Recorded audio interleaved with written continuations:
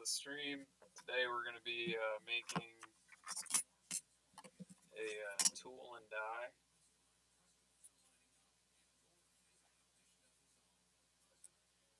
These letters up here, these are indented, these are out protruding here, and then they'll clip together like this. Oh, I've cut these holes in here to put the dowel rod in to use them as a guide, so they'll just slide together like that.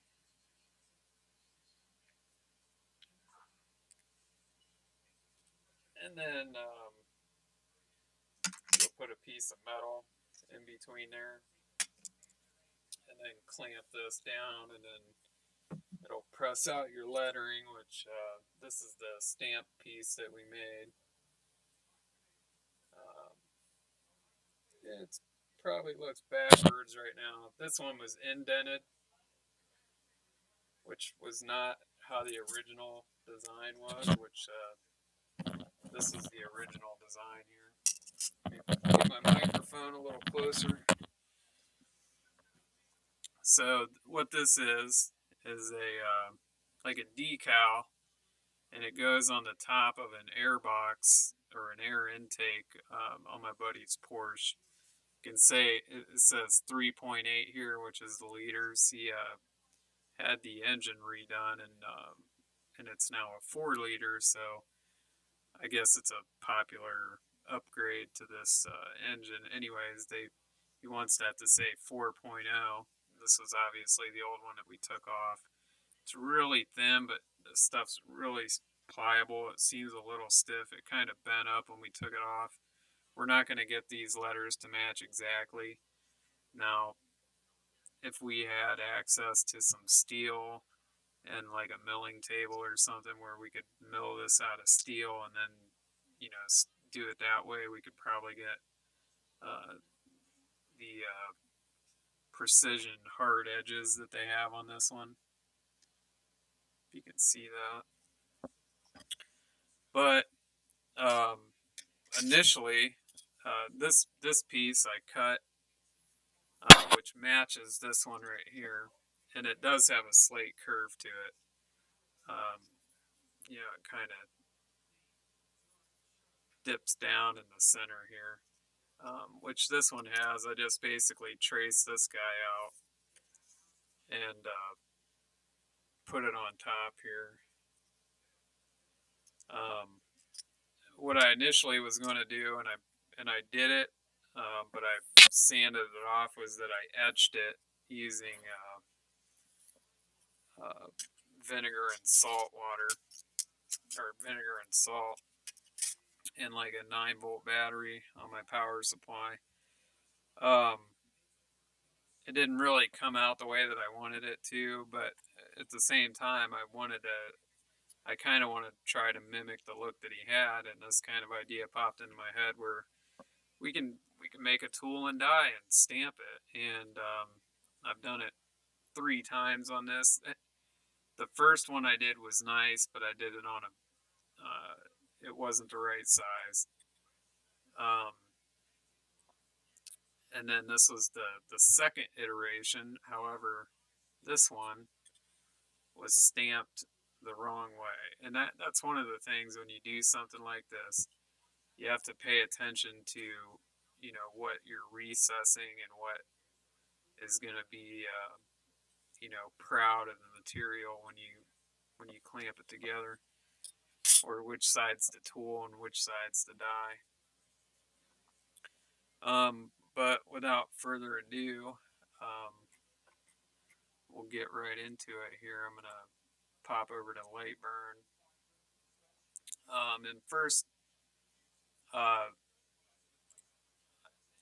not sure if this,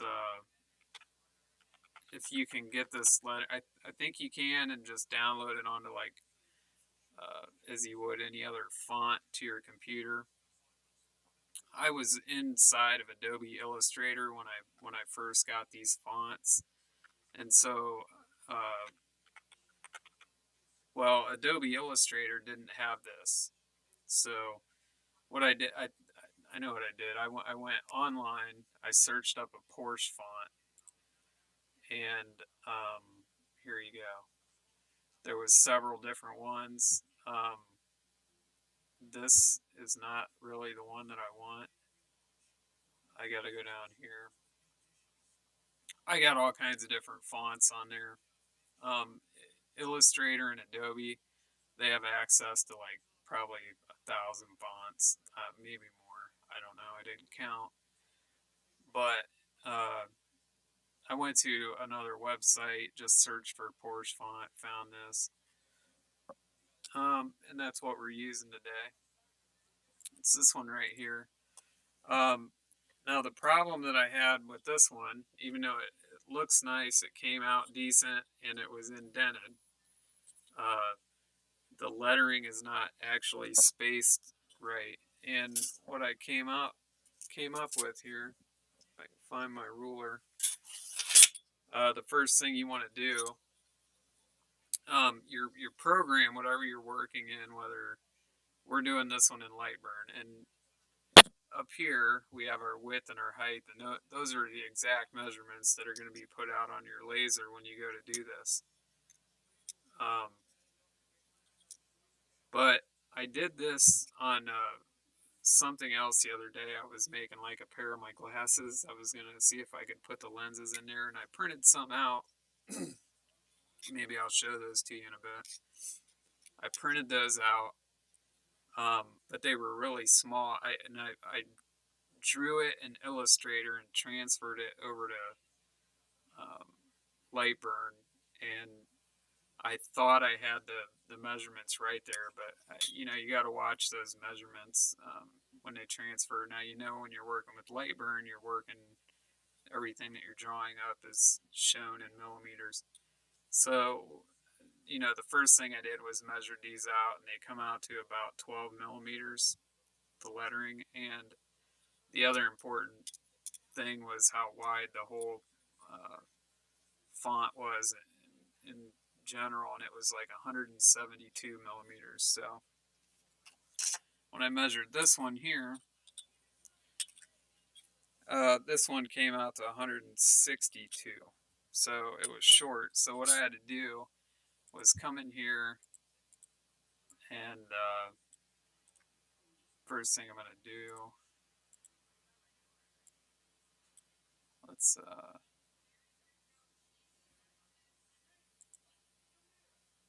change this to blue.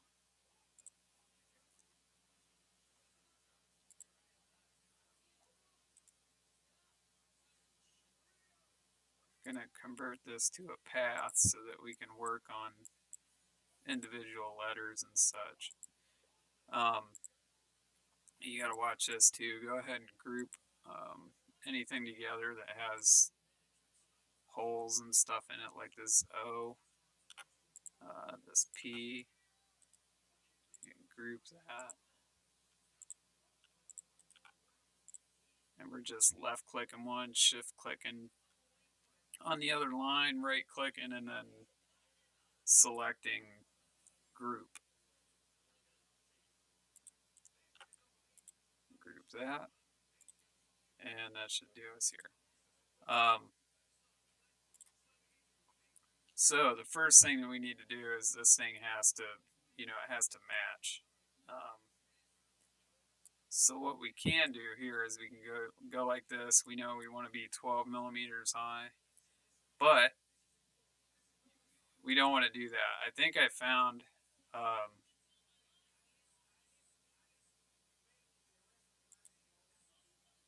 might have messed that up. I might have to go in here and do this again. So we got our lettering, and we want them to be 12 millimeters high. Right here it says 15. So we're going to mess with the height here. And it's not quite there. So we're going to go like 19.5. That's a little under. 19.75. That's kind of close. 19.7.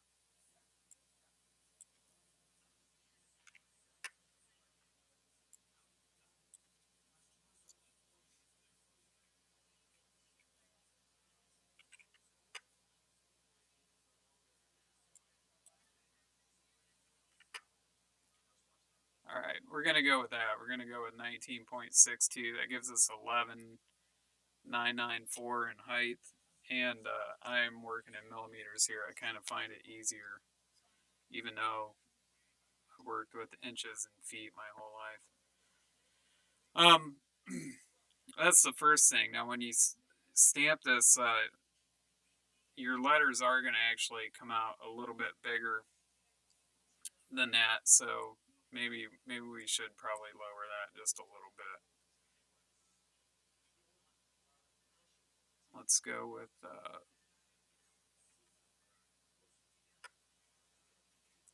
with 19.4 there. That gives us 1180. Because what we're going to do next is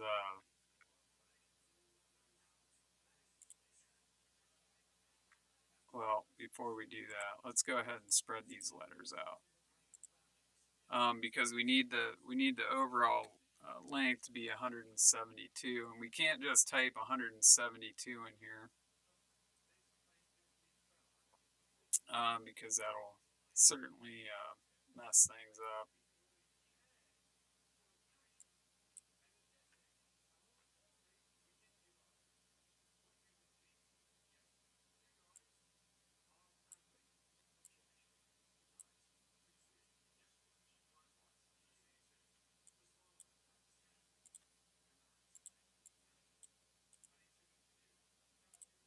Convert that to path, go back here, group these back up.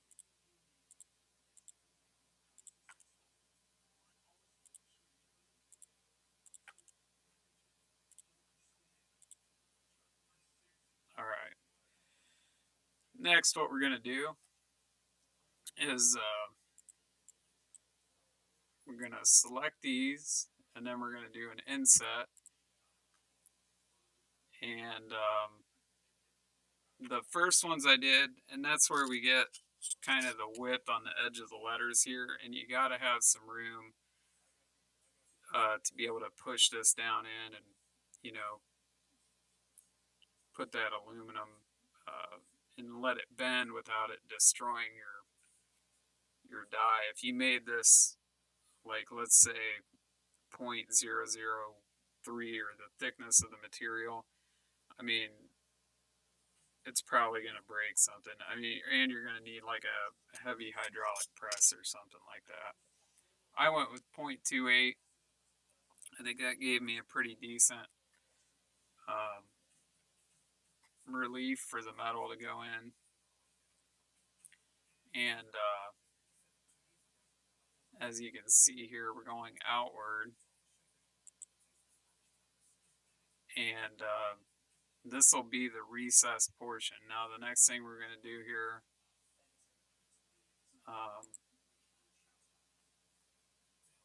is we're going to space these out just a little bit more to get to our 172. This is a little tighter than probably what I'd like. I don't remember what my original ones were, so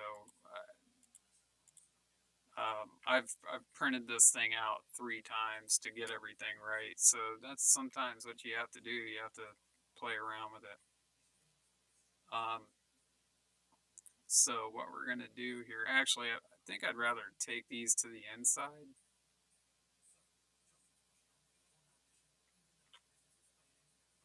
Because we're already pretty much there.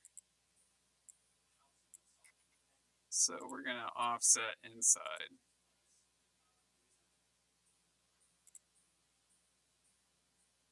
And now we're going to space everything out here. So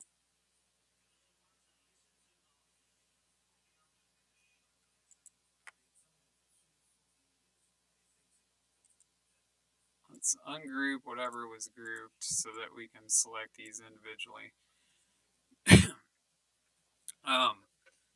Now the way I did this, I just shifted the letters to the right. I'll shift this 1, or I'll shift this one 2. I'll come over here, and I'll shift this one 1, so that gives you actually 1 shift space between here, and you got 1 shift space between here. Now we have an equal space here, so we'll shift this one back 1,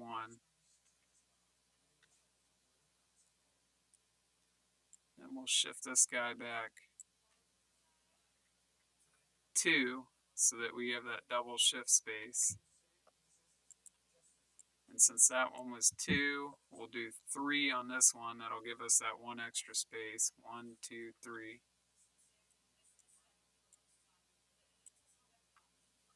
And then we'll have to do 4 on this one. 1, 2, 3, 4. All right. Now we have equal spacing all the way through here. And we're going to want to go back in and make sure that we get our interior parts grouped back up.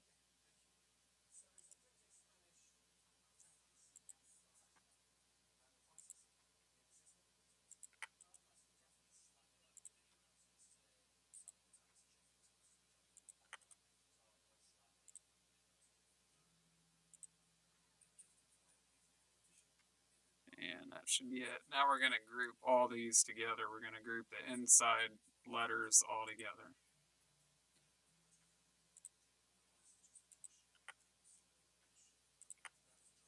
And all we're doing is we're shift clicking on these, not clicking anything in between so that we don't lose it. Now I have all those collected there, and we're going to go ahead and mirror that vertically. And we definitely don't want to move it left or right, because this is going to come important when we go to make this part, because they have to be lined up, you know, equally. So when you close this, you know, as it's just sitting here with nothing between it, you can easily just slap it together, and it could be anywhere. But that's why we used, when you put a piece of metal in there, you won't know where it's at.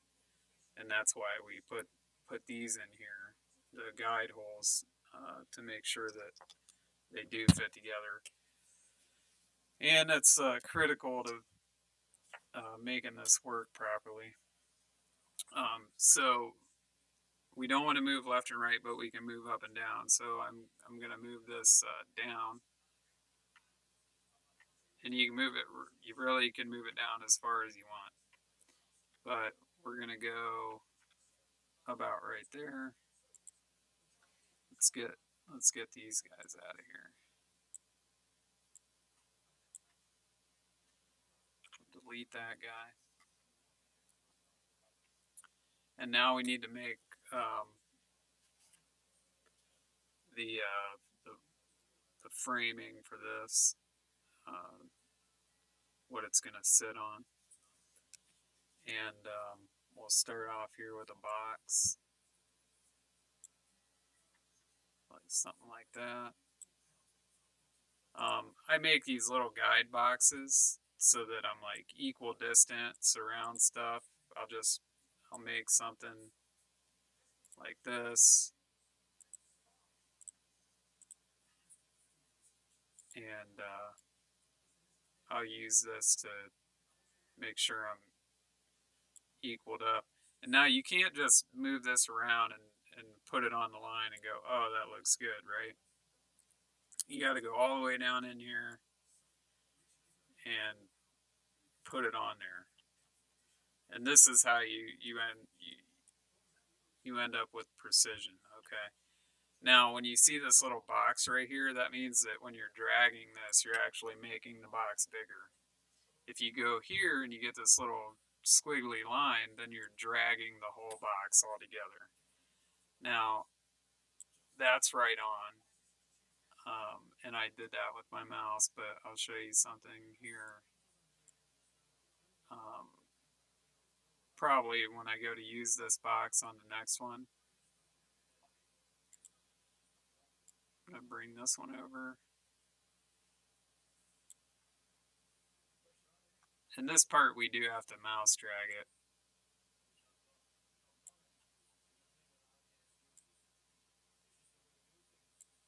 So you see the dotted line disappeared, and that means we're good. So we're right on. And this box size is the width is 13.481. So we're going to move this guy down to this one. Well, we're not going to do that just yet. I'm going to duplicate this guy. And when you duplicate something, it puts it, it's a little different than copy and paste. It puts it right on top of the old one. And that's exactly what you want. So I'm just going to shift and hold down the right arrow, and it's going to move it across to the other side. And this is where we're going to get into using our control. Quick note on settings for moving stuff around with your arrows.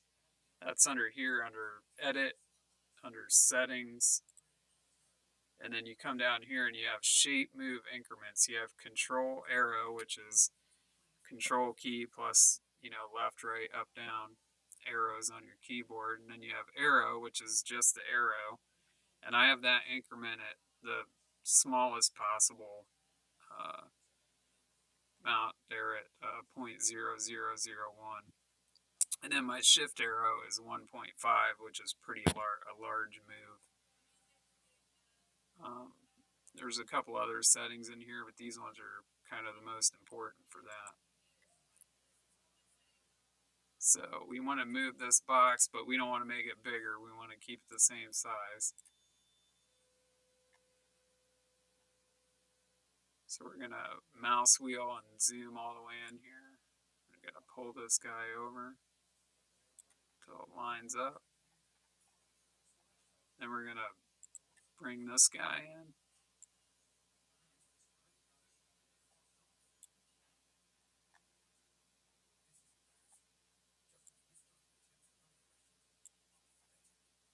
And that's right on the line. I don't know if you can see it there, but that's right on the line.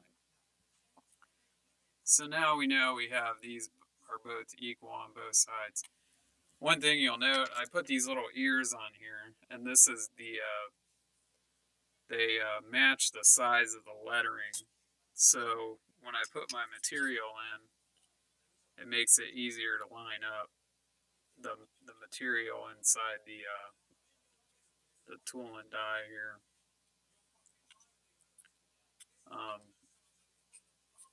I can put this in, and then if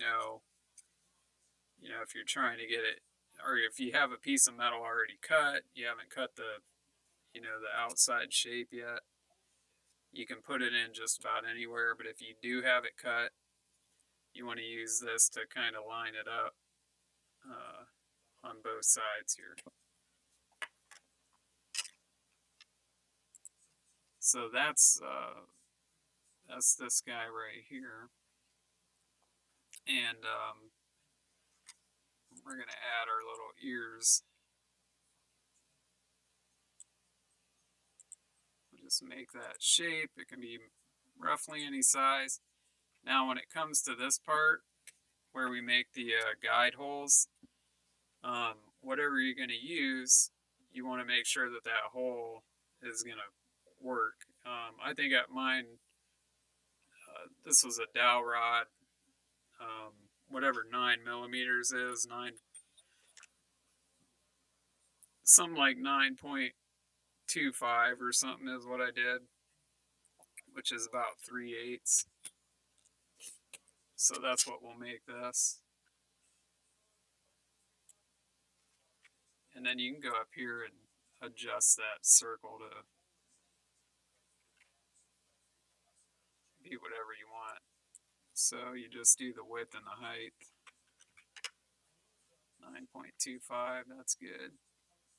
And then let's say we want to center it up on that square. Go up here, and then see these little icons right here. This is the align vertically, so we want it to align in the center this way. So we'll hit vertically, and now they're aligned. And we're going to duplicate this whole thing and move it over.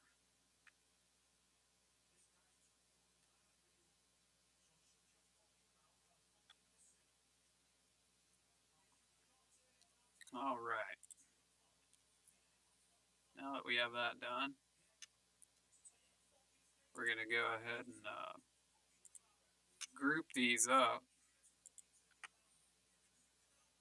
So you click on all these, shift click, and then you go over here to Boolean weld, or this is weld together. Now these shapes are welded up. I want this shape and I want these circles.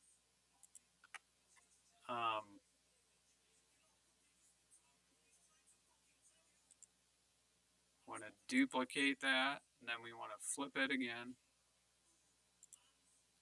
So we mirrored horizontally, and now we're going to move that down.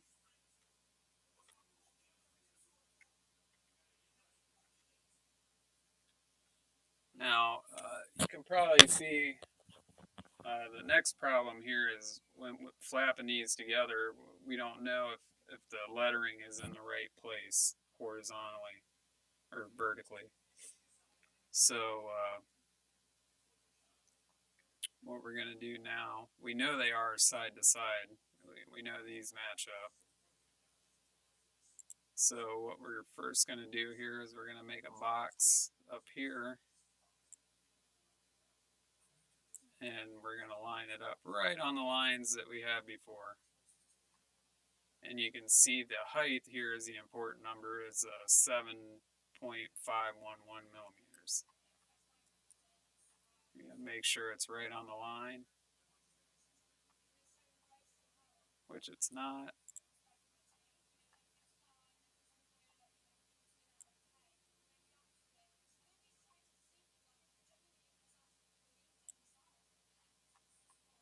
All right, so the actual height is 7.514.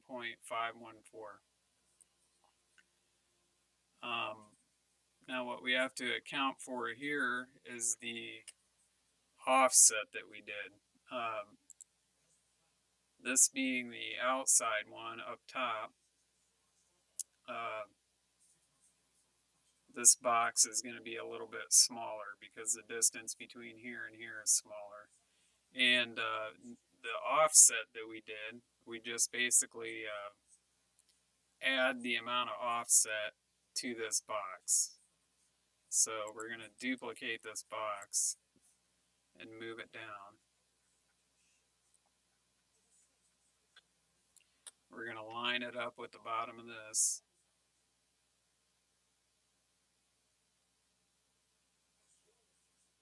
I'll tell you what, we probably want to line it up at the top since that's where our guide holes are.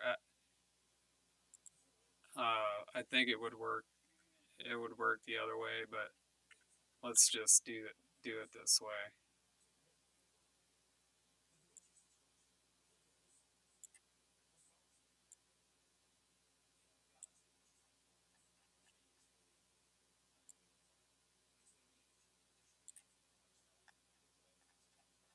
That's good.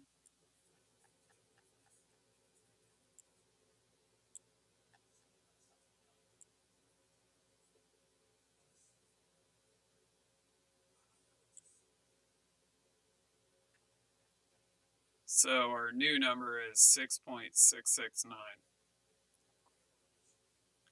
Let's delete this one. Duplicate, bring down. Now,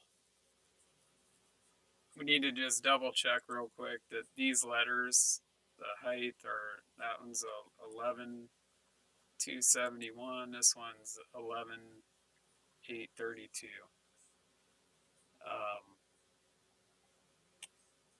Pull out our calculator real quick. Well, that height doesn't matter.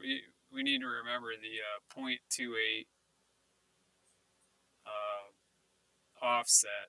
This number should be 0.28 times 2 bigger than this one. So we only want one side since we're only using one side here. So we want this box, we want to add the 0.28 to this 669. So we'll pull open our calculator. I don't think you'll be able to see it, but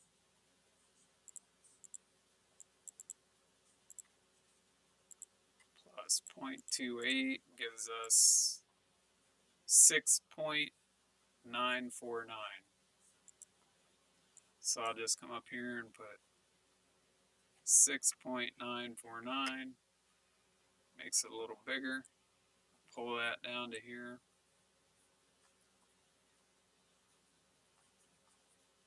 And we'll arrow this one down. It's a little slow going by those 0.0 or 1,000ths or whatever increments. You can see it move here though.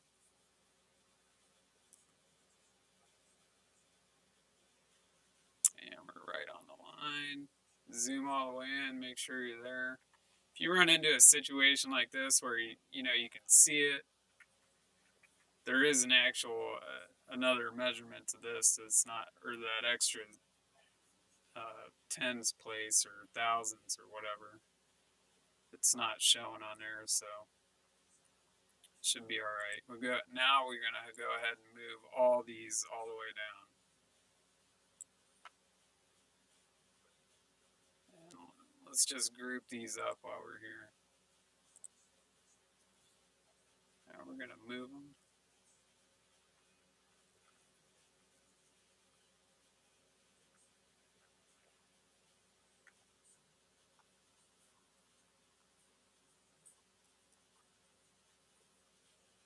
Now I'm just using the arrow key.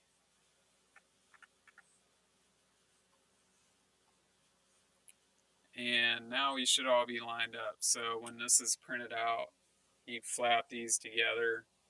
They should fit right together. So we can get these out of the way.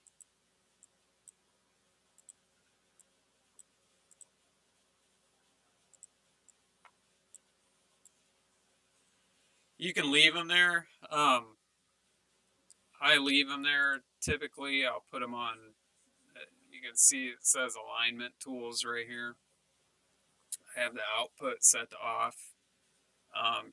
You just run the risk of accidentally burning them into your project, so I put it on a high speed, low power, so it doesn't burn all the way through if that happens. Now the next thing is to figure out which way you want the relief to go. Now some people might want the letters like indented, in which case you would just flip which side you're going to burn the lettering and which side you're going to burn the background. This one here,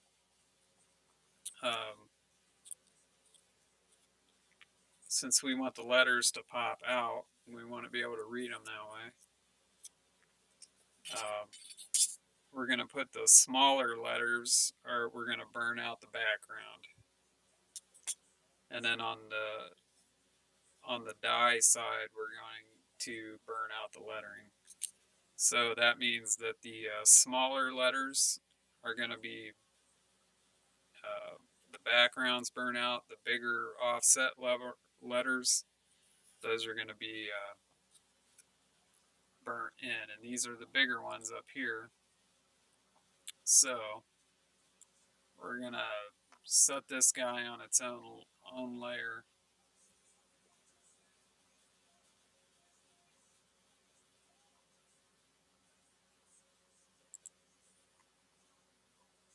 We're going to set this to fill.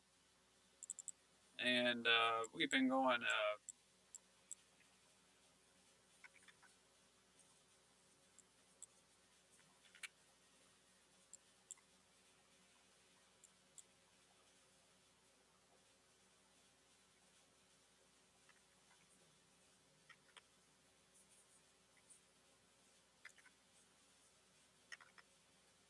I may have gone up to 300 here.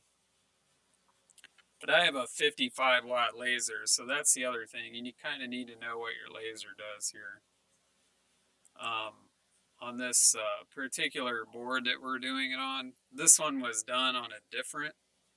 I'm not even sure if this is actually the HDF. This might be the this is MDF. I did it on MDF and I did it on HDF, and they kind of react a little different. The problem with this one was when you're done with this, you kind of have to go scrape off the burnt part so that the stippling doesn't show up in your final product. And then I kind of sanded out, kind of gave it a little sanding when I was done. The HDF seemed to handle all that better. I actually chipped up the corner on the R right here. You can't tell it worked out. Like I didn't do anything to it other than, I just kept working on it. I thought I was going to have to re-etch or recut the piece, but I went ahead and used it and it worked out fine. You actually can't even tell right now. I think it kind of pressed it back together when I was doing it, but I don't know how many more presses this one has left. But anyways, we're cutting this one out and we're keeping this one, but we still want to let's group these up. And we're just going to group this template up, then we're going to group the top template up. And now what we have to do is we have to basically erase the lettering here. So we have to select this guy, and because we don't want it to burn on the lettering, we just want it to burn on the background. So we select the background, then we shift click the lettering, and then we go down here to the Boolean subtract, and then you can see that turns this all blue. And when I go up here and go to fill, it fills in all this area right here.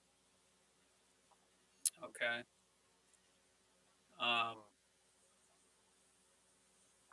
But I'm going to Control Z and undo all that real quick because there's one other thing that I want to do here.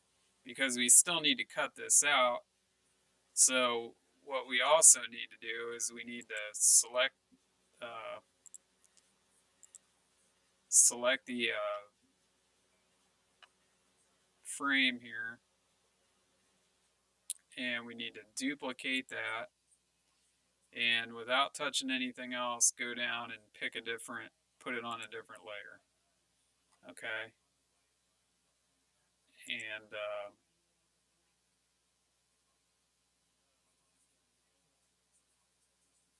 you can make this your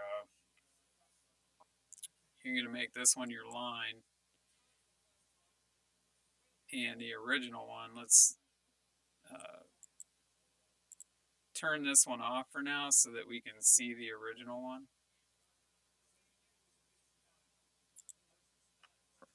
We're going to go back into this, and then we're going to do what we did before where we erase the background. We're going to select the background piece, and then we're going to select the lettering with a shift click and then Boolean subtract it. And it all turns to that. We want to put that on the, that's on its own layer. As long as it's an etch layer or a fill layer, it can stay on this one, the same as the Porsche lettering up here. So we'll go ahead and, which it's not right now. We want that on number 9, so we'll put it on number 9, and this shows you everything that's going to be etched or filled. Okay. Now we want to bring this one back, and if we shut this one off, you'll see that this cut outline is the same as the other one, and we can put this back on this layer right here. So we can turn that one back to here. Oh, where'd that come from?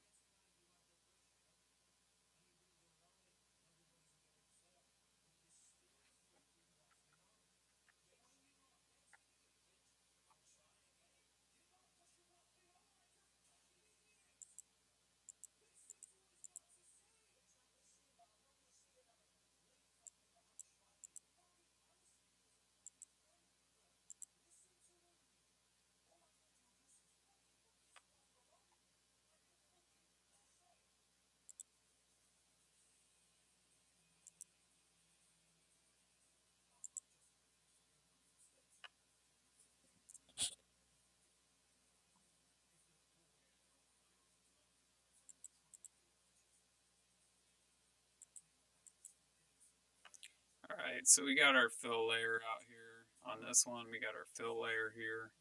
And you might want to make them different colors just to make sure you got it all right.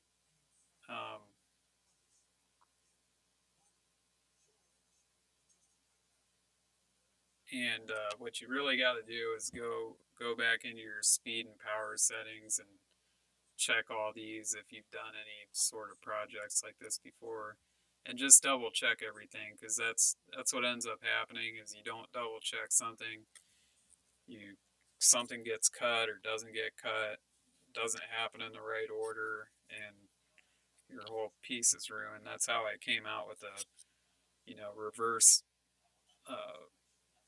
Porsche thing that couldn't be read from the right side because I didn't remember which side to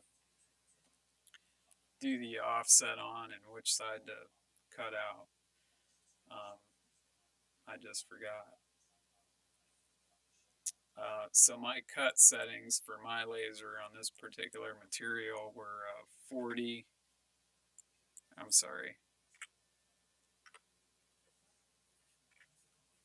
7 at 40.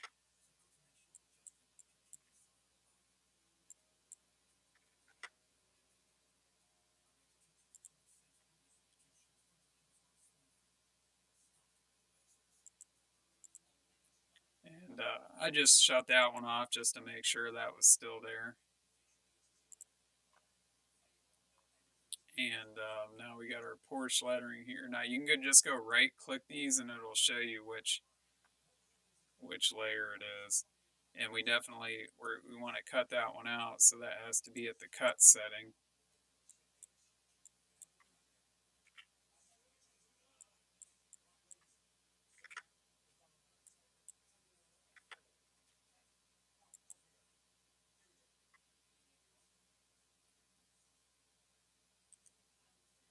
And those are our alignment tools, which are off. This is our Porsche lettering, and you can go in here. This came from a box that I made, and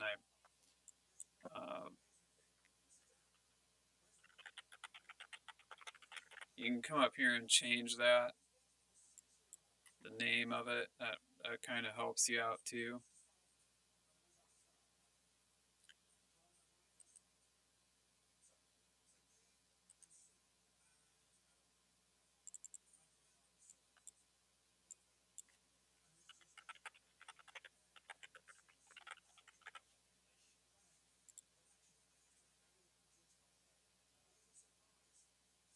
Okay, so I basically have these cut out. One last thing I forgot to do was we're going to add these little, like a little alignment tool here.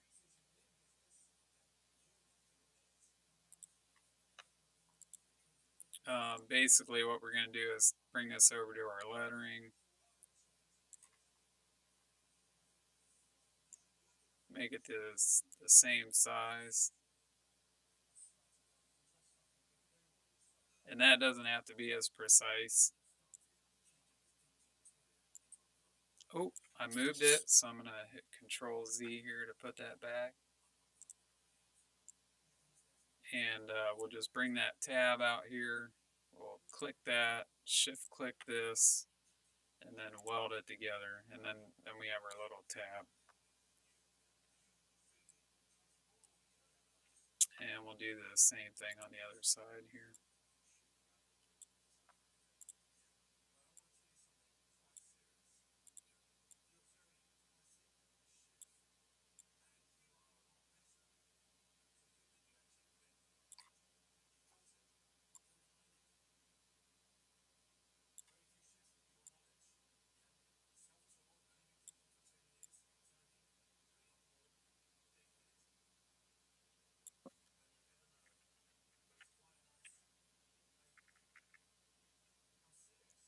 Kind of using the arrow keys to move this. I say it doesn't matter to be precise, but I kind of get a little ADD about this. So we're going to shift click that, weld it together. And those are our alignment tabs. I like to bring down my cutting and just bring it down to the bottom here. I haven't done enough of these to know if it does the cutting first, like based on this order or whatever. I feel like it's set to fill first and then cut, but who knows? Something bad could happen. Now, as you can see, right here, picture it in your head, put it together. We flip this, and well, we've kind of done it again. We've done where we've inset the letters. That this is something that, like I said, you got to double check these things. I basically, this is done the wrong way. We, for what I want to do. This will give me indented letters, like looking at it to be able to read it. If I put this in this way, the letters are going to come out indented, just like this one.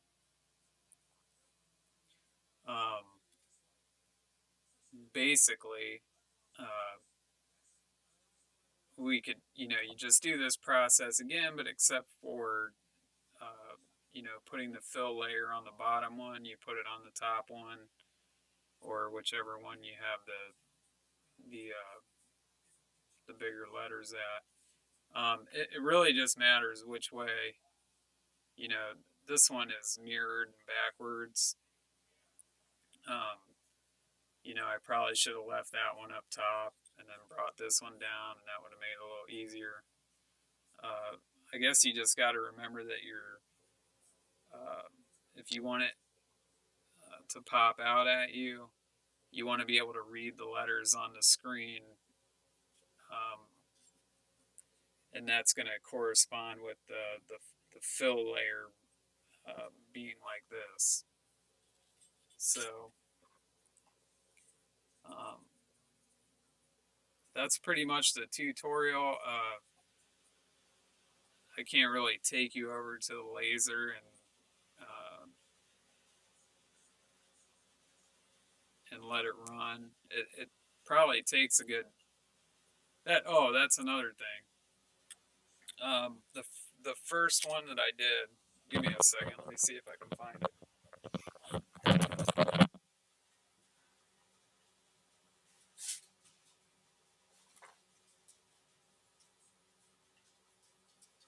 I also practiced this on aluminum foil. You can see that it came out real nice. But one thing that I noticed, the foil probably picked it up really well. This one didn't, because I made this one setting change. Here's one where I did this is a pretty thick piece of aluminum. You get this stuff at like Hobby Lobby and stuff. It's probably twice as thick as this pop can stuff. It's really not that much thicker, to be honest, but just that little bit of difference. It's a lot harder, whatever it is. Um, this is like the first one that I did. I kind of did this one. I did this one backwards too. I did this one backwards. Like, no, this one was good. This one was good. The problem is though, is if your DPI on your laser is too low, and your material is thin enough, like you don't have to do this on aluminum. You could probably do it with like paper and stuff and use it for different crafts. But you can actually see little notches where the laser goes. If you, let's say you put your DPI at, I think there's like a standard DPI. Okay, so right now we have it at 0.06, and another important thing, I put it on crosshatch to make sure that everything was equal and that I could scrape off the top layer of stuff on there and sand it off really easily. I used a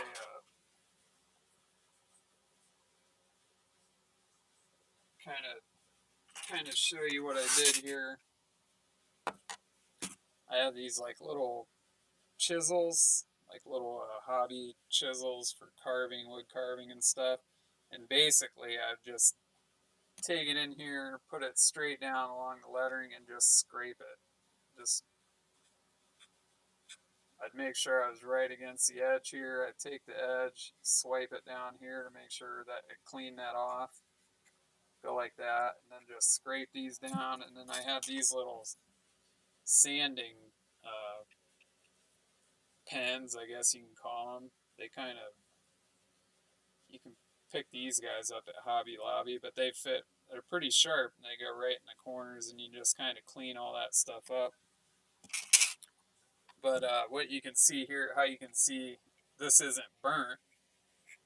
If you're looking at it, you can see little burnt spots on it, and that's where the laser penetrated a little deeper. But this came right along here and just kind of, it cleaned it up relatively quickly. I mean, I could scrape all this and sand it probably in about 10 minutes, both of these. And it's a pretty smooth surface, and that's what you want. It doesn't matter so much on the sticker stuff because it doesn't pick up the tiny imperfections, but if you look on this one here, you can definitely see like some little spots and stuff where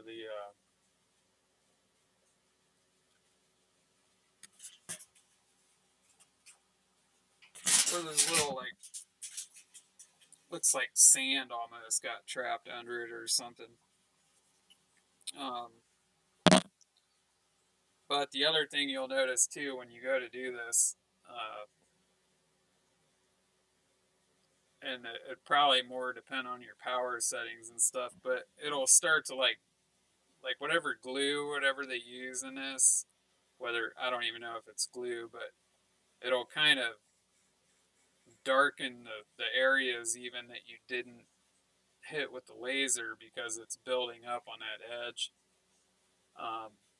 especially at the higher DPIs.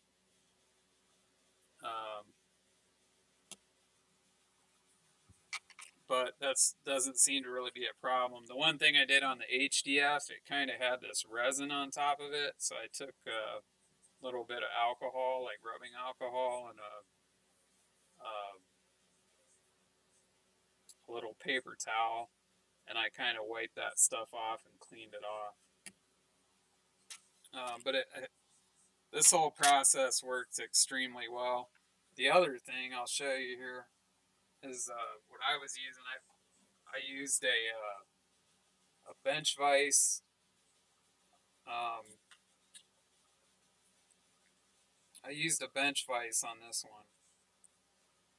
The other one that I made, I did with just C clamps and a couple pieces of metal. Now I use like an L channel or an angle iron, something that's really stiff and rigid.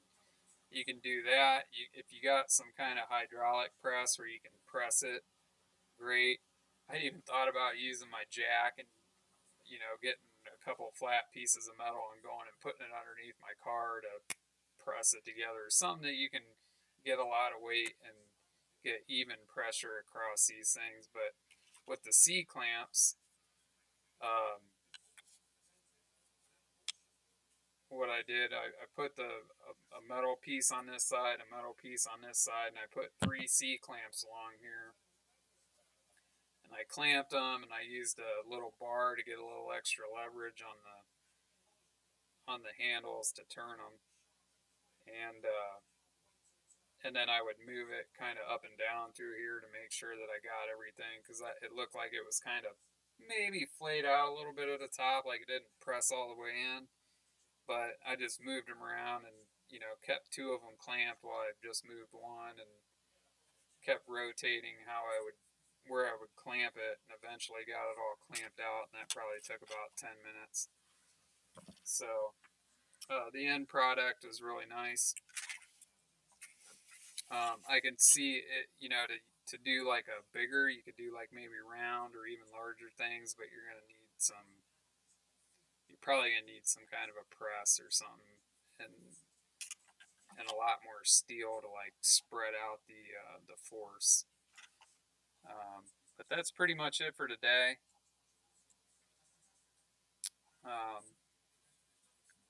Just want to check if anybody stopped by. Looks like they haven't, so that's cool.